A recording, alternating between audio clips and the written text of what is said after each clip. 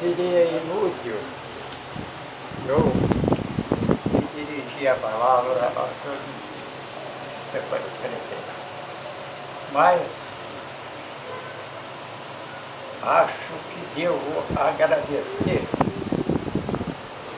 a Francisco Caetano, ao presidente da Associação Comercial, ao vice-presidente, para a presença do coronel, e desejar a todos que tenham na sua velhice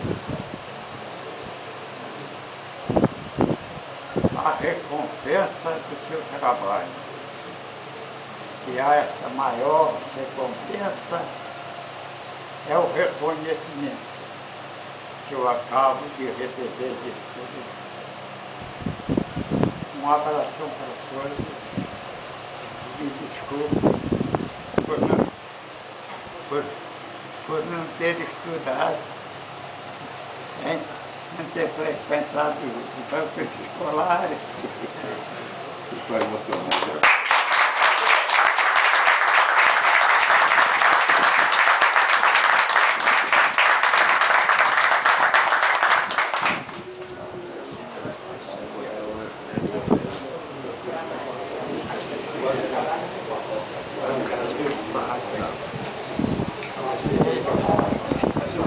Faltando só 3. Eu